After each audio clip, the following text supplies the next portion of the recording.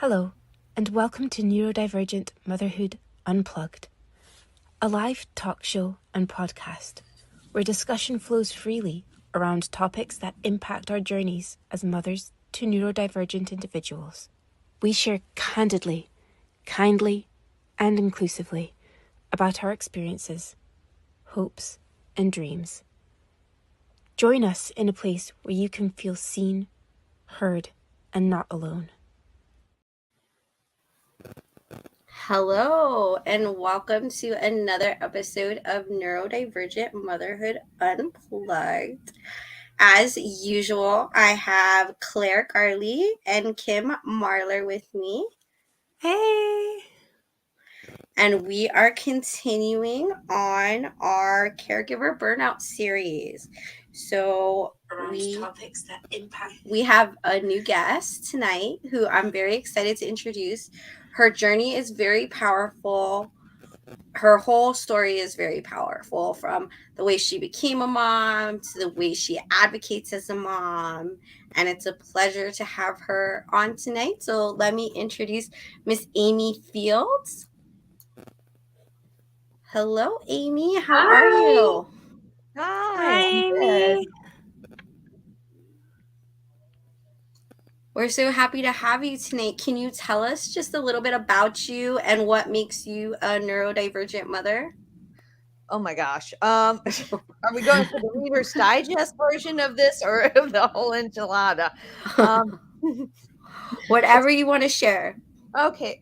I was adopted as a child, and it was very important to me to continue the adoption journey. I met my husband on a blind sort of date. We had met through the computer, and I usually scared men off by telling them I wanted to adopt fairly shortly after we started dating. And I told my husband, future husband, and he said, sounds great. Didn't even bat an eye. So I was like, okay, this one's a keeper.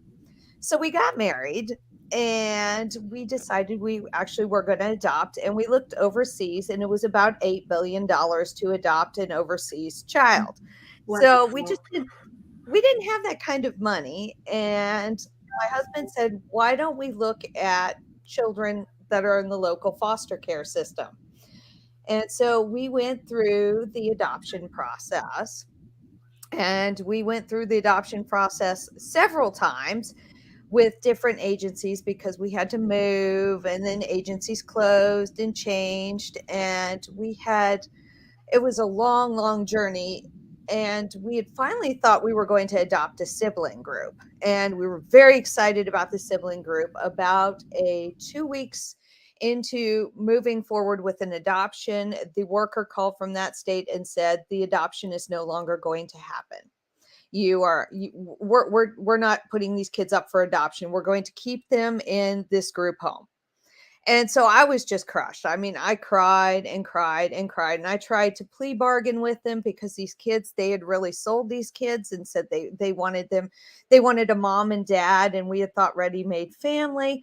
So I was just crushed. I just told my husband, I said, I don't want to do it anymore. I'm done. About a week later, we got a call from a social worker. And she was actually right down the road from us. And she had said, I have this 15-month-old little boy. And I had told her, I said, look, we just got told we couldn't adopt these other kids. I can't go through this again. I just can't live through this. I can't do it. And she said, Mrs. Fields, the reason why you didn't get those kids is you were meant to be Marvin's mother. And she believed that, and so did we. And a few months later, we had a 15-month-old baby boy join us in our home. So Marvin was born methamphetamine addicted and had shaken baby syndrome. And we got handed a 15-month-old child and told, just love him and he will be fantastic and great.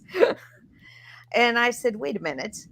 And so I started, Marvin, when he came to us, he didn't talk, but we didn't think much of it because his foster father was profoundly deaf and they signed.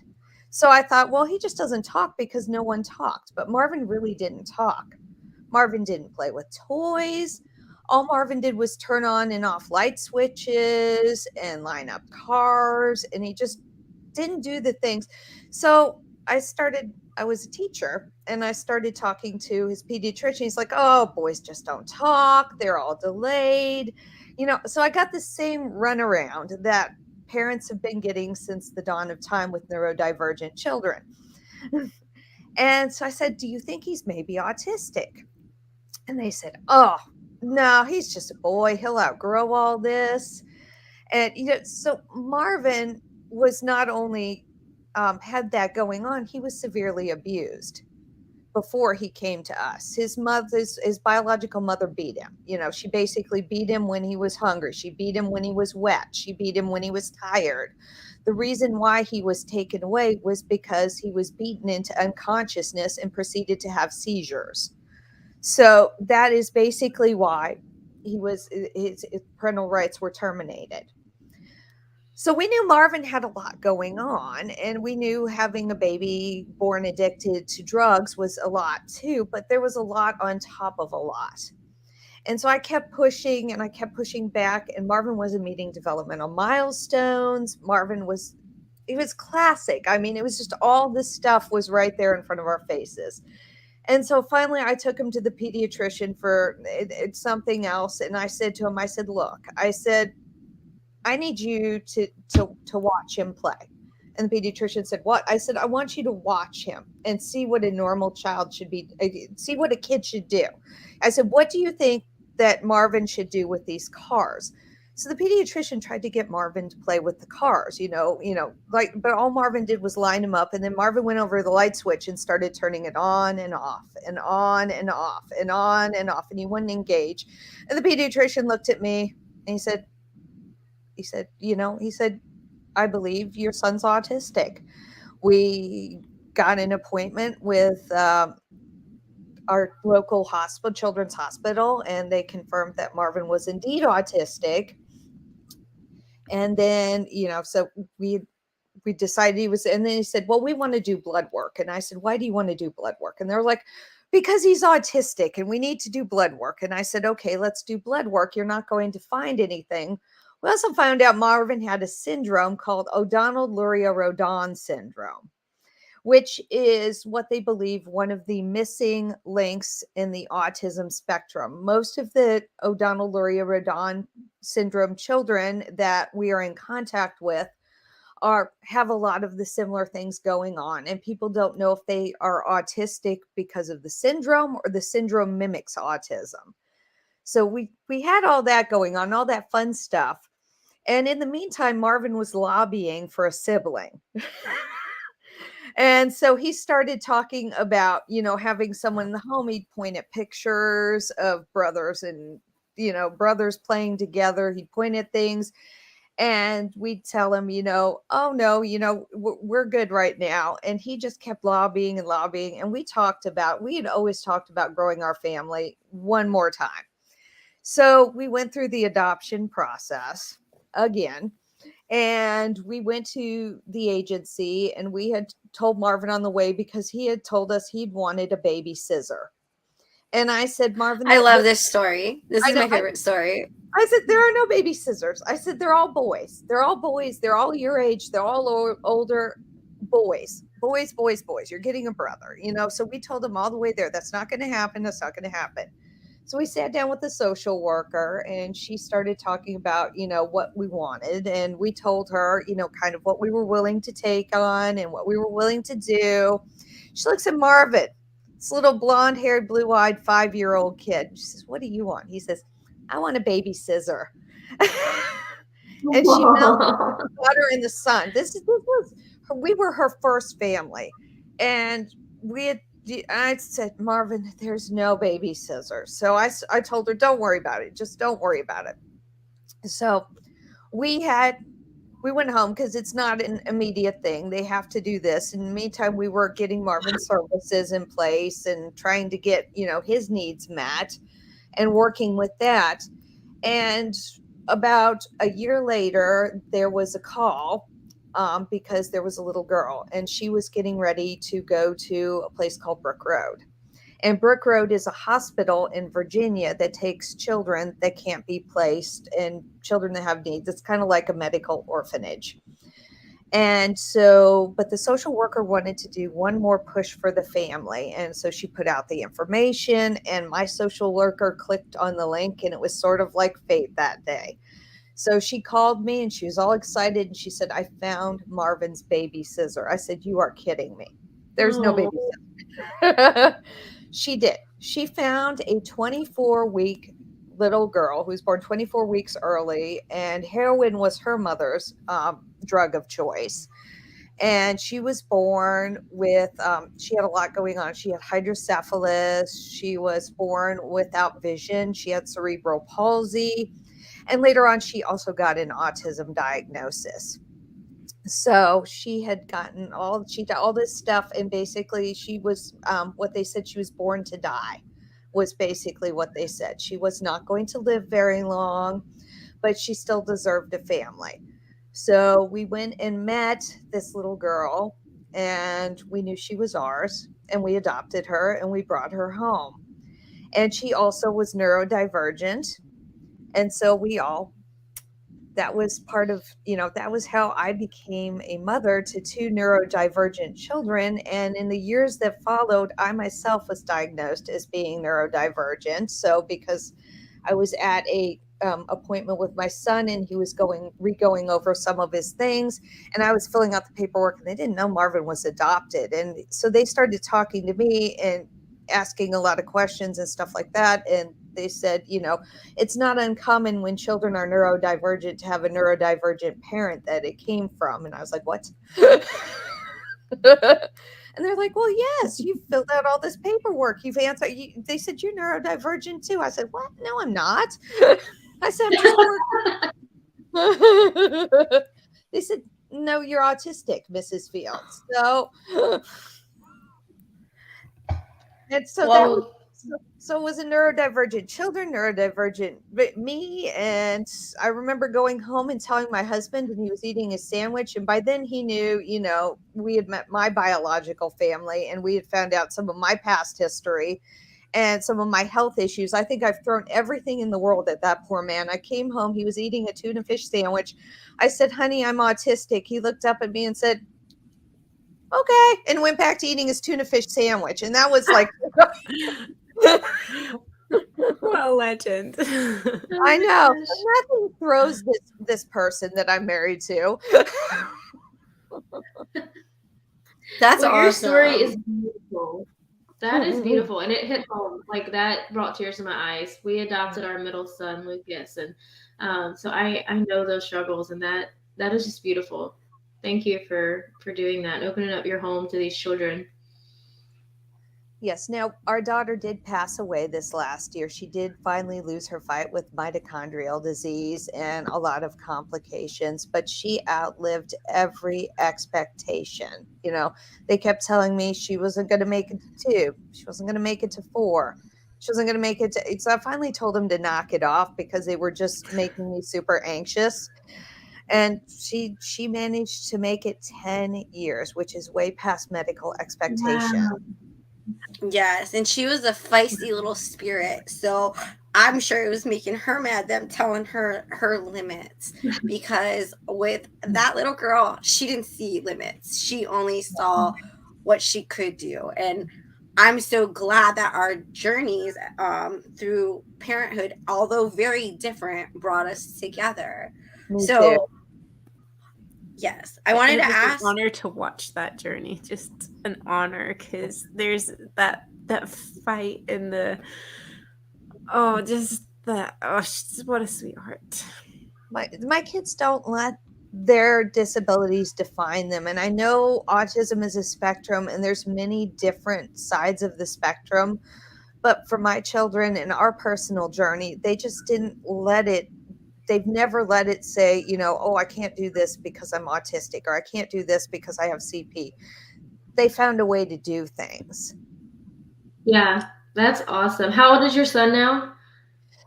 15. He's going to be 16. Okay. Kim has a teenager too. Yes. Our oldest is 16. And he's also adopted too. So That's Yes, he awesome. is. Yes, we adopted our older two, 16 and 9. Yeah. It's rough so sometimes. I know your journey a little bit because we met probably right around the pandemic happened. Like we Oh met and we've always, even if like months goes by in passing, we'll message. It's like no time is gone. We just yeah, always exactly. just have like a very genuine friendship. So I know a lot of your story, and I know that caregiver burnout has Oh my played a goodness. part in it. Mhm. So I want to talk a little bit about like how have you dealt with caregiver burnout? And I know you and I live in states that people often are like Minnesota, California. They have great benefits for kids with disabilities or on the spectrum, but it's not as easy as people think to get those resources. So I'm just curious for you, how did that play out?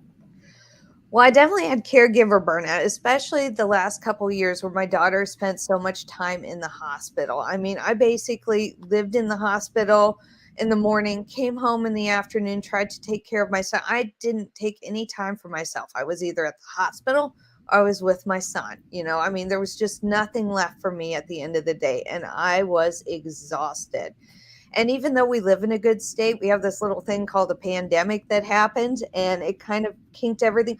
It's hard to find a provider. We do have waivers here. My children were both very fortunate and have waivers.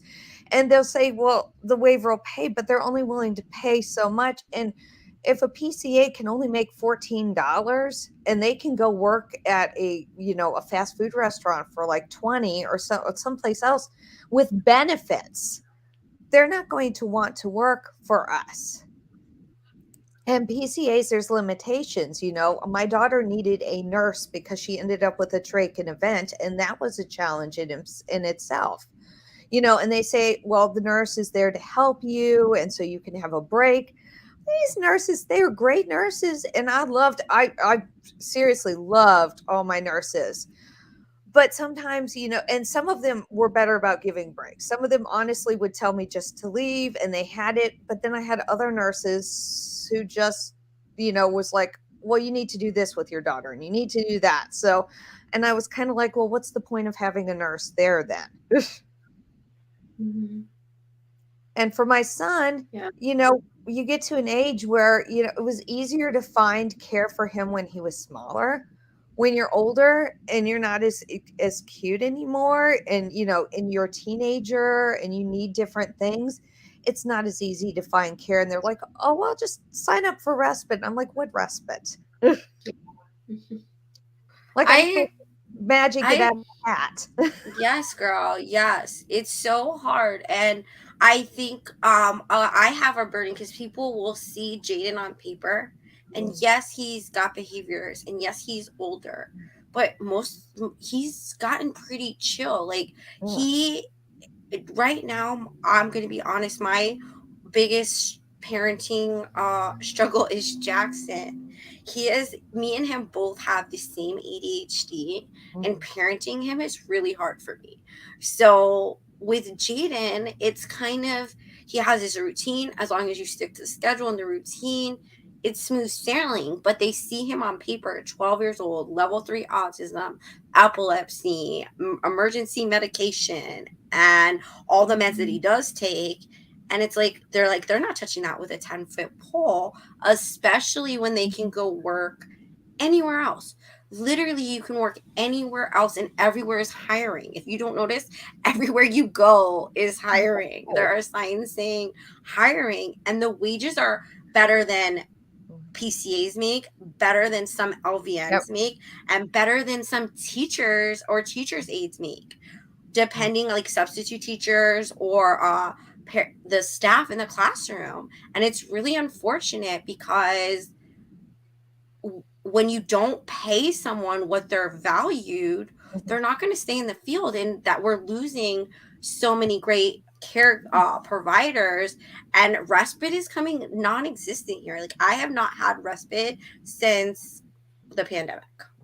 a respite worker. I've had my mom who watches my kids, but that is it, and my brother who comes and helps out. But unless that it's myself found and funded, there is no respite. Exactly. And Marvin's a pretty mellow mushroom. I mean, you talk about cars with him. He'll show you like the stuff he likes on the internet. You watch TV with him. It's not like, he's not he's a super, you feed him a bowl of ice cream, for crying out loud. And he's great. I mean, he'll even go entertain himself. So you just need somebody to make sure that he's safe while we're not available. But they don't see that. They see, 15-year-old, and they see all this stuff on paper, and they see, they see this and that and the other thing, and they're like, oh, wow, he's just a lot of work. And I'm like, not really. I know. To the outside, they see it as work. We get asked that all the time. I don't understand how you do that day in and day out. Because Lucas does have behavior, so it's a little bit different. But I mean, it is what it is, and you just do it, People don't see the inside of them and how sweet they can be. Mm-hmm. Definitely.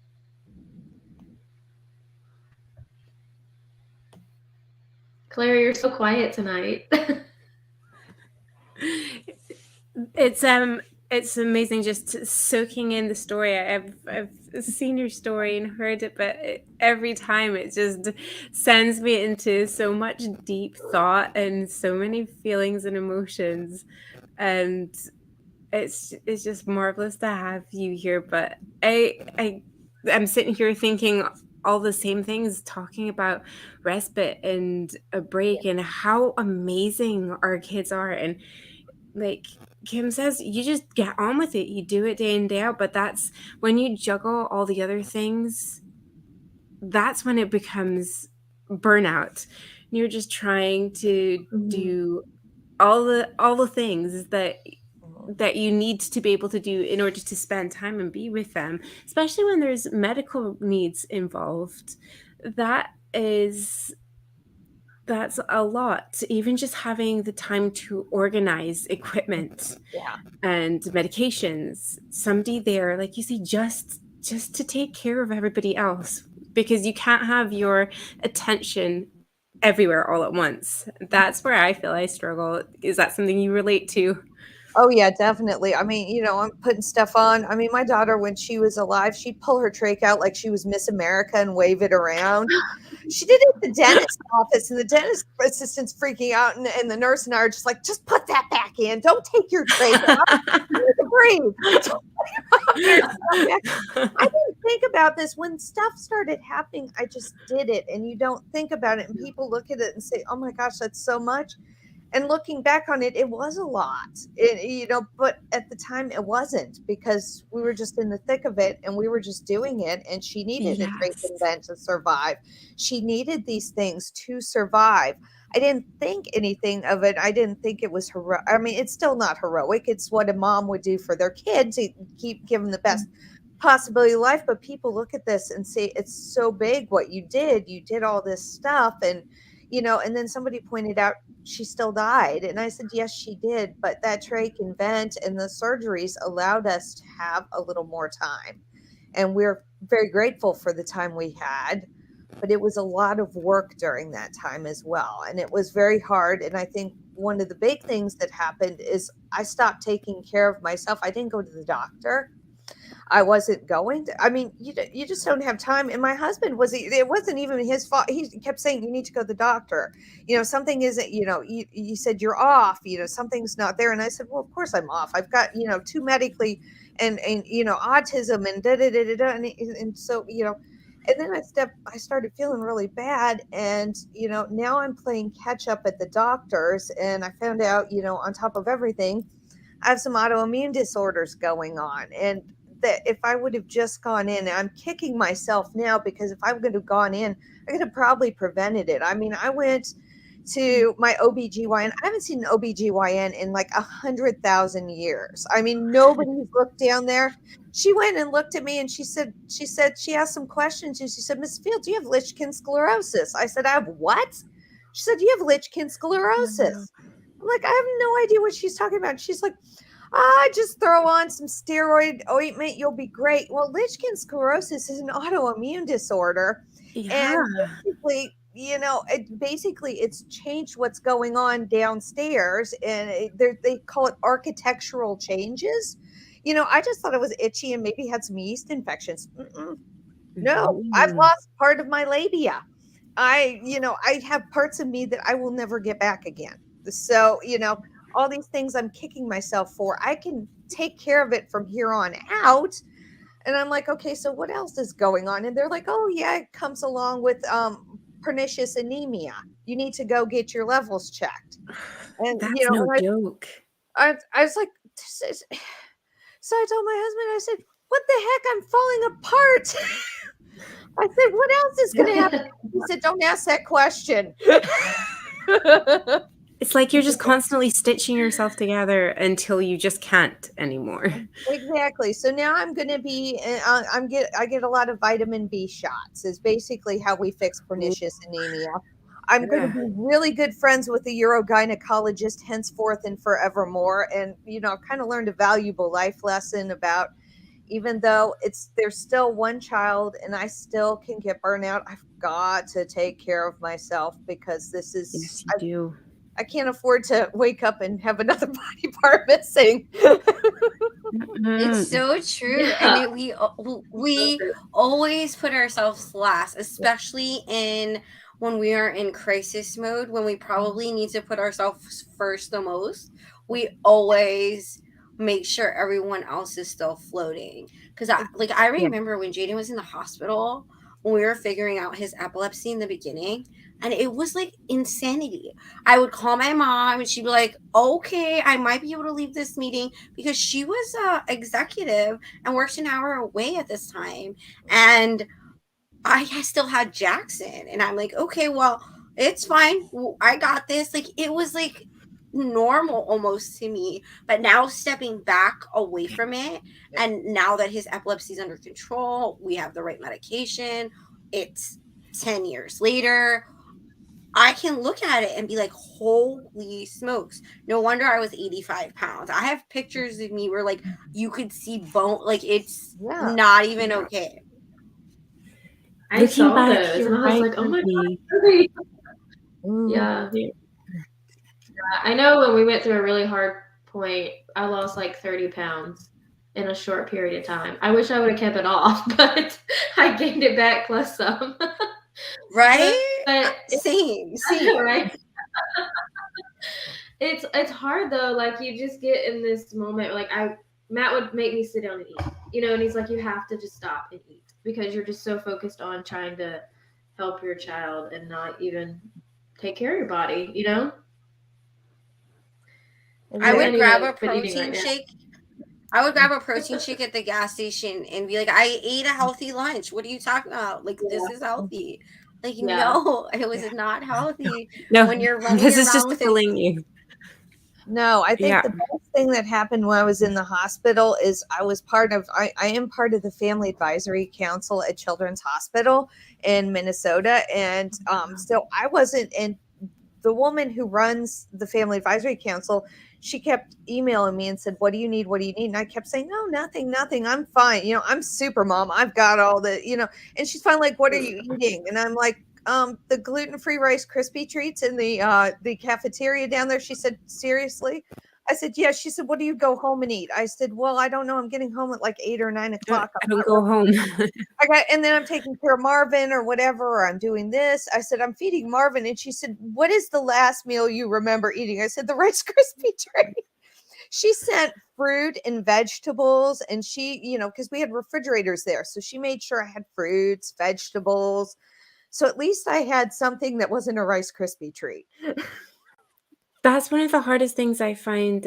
Ella's had multiple hospital stays. I'm not actually sure how many. We're definitely into double figures.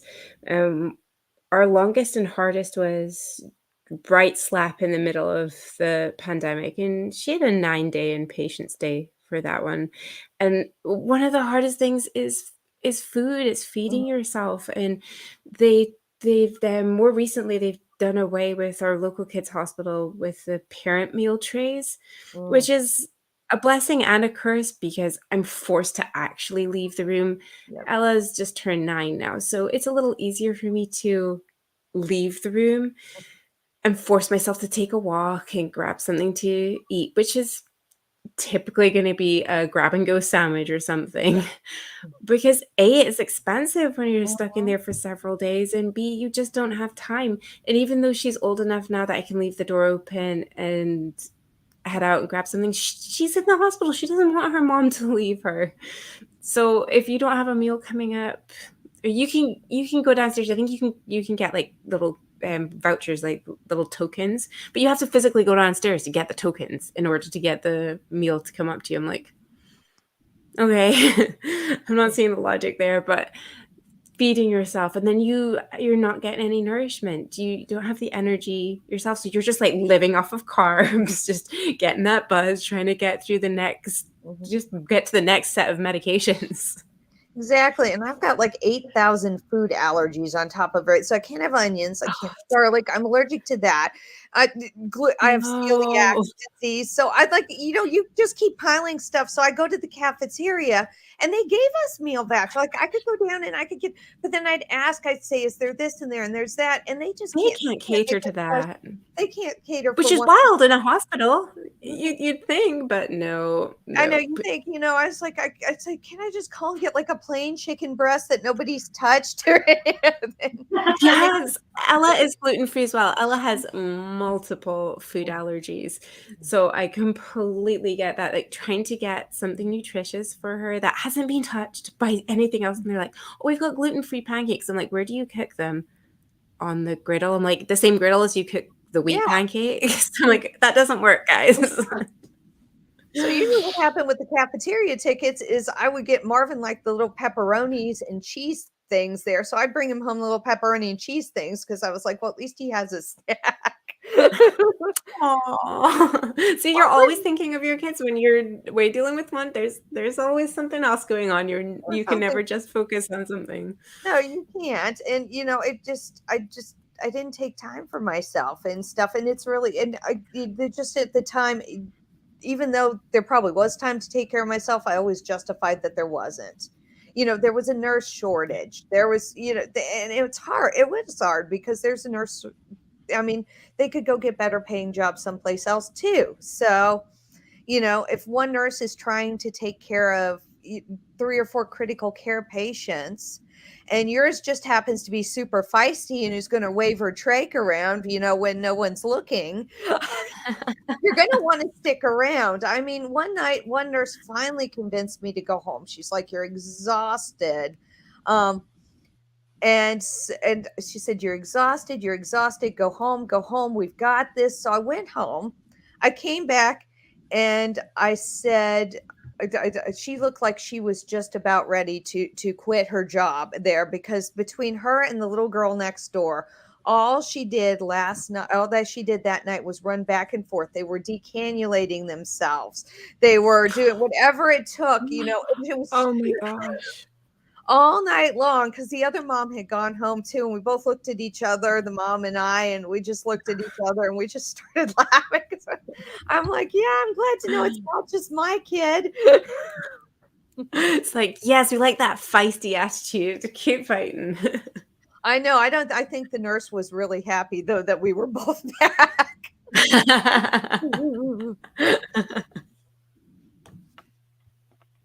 No, my allergies are about to just take me away.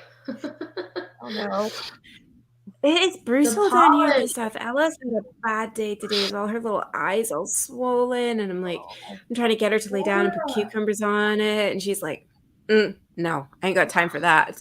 Her little eyes are running, and she's like, I'm fine. Her always. I'm good. I need some cucumbers. My eyes are watering so bad today. I wish somebody could just let us lay down with some cucumbers in our eyes and a nice face mask or something. Know, sounds good, huh? I think me and Mom are going to get a massage in like 2 weeks. I'm so excited about it. Oh, that's some good self-care right there. A massage. What is that? I know. I haven't had one in like probably 5 years. So excited. Ooh. Oh, I'm jealous. I'd probably fall asleep, guys. I'm not gonna lie. I'd just be like out. Just take a nap and then wake up and be like, oh, it's done. I missed the whole thing with things for the nap. Yes, the last we used to have a massage therapist in my salon, and so I would get one like once a month, and I would just fall asleep the whole time. And then I would be mad when I woke up, and she's like, "It's over," and I'm like, "No, it's not. I slept the whole time. You just started." But it feels so Starting. good. Oh, get those shoulders back, relax. Oh, I know. I feel like I hunch a lot, and I'm so totally subconscious. I need to remind myself to. Yeah, I do hunch a lot. Yeah, I'm always. I'm trying. I splurged and got one of those infrared sauna blankets, and I love it. I just put myself in there and toast.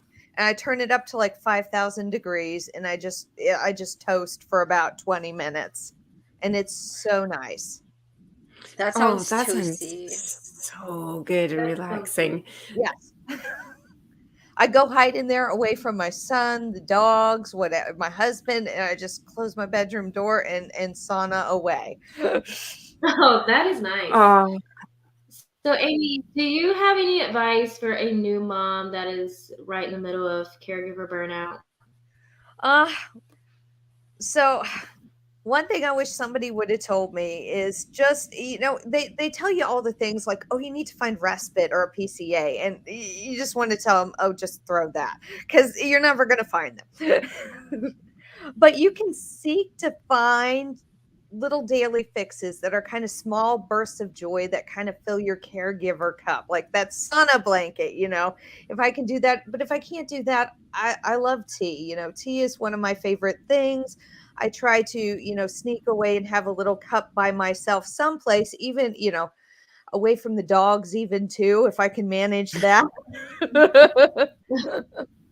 Just something that brings you joy. And I always think of myself as a complicated houseplant. I need sunshine, water, and good nutrition. So, so I try to find ways to try to get outside when I can. I mean, a lot of times, if your kid likes to be outside in nature and you can be out in the sunshine with them, that's a great place to be.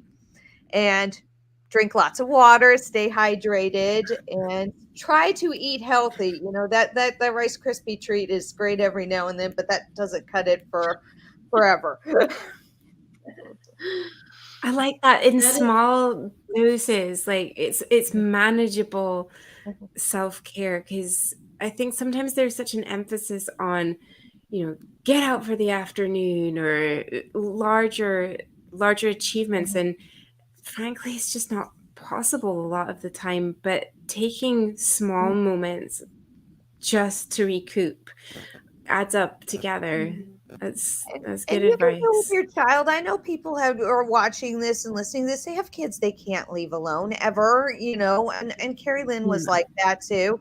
She had a trach-in event. You never leave a child with a trach-in event unattended, because if you're like her, she'll just, swing her stuff around and, she's not wearing it. But I could even find breaks while she was there, because she loved watching, Peppa Pig was one of her favorite things. So she could watch Peppa Pig and I could have my cup of tea and I could be in the exact same area and I could totally zone out Peppa Pig and enjoy my 10-minute celestial seasoning moment.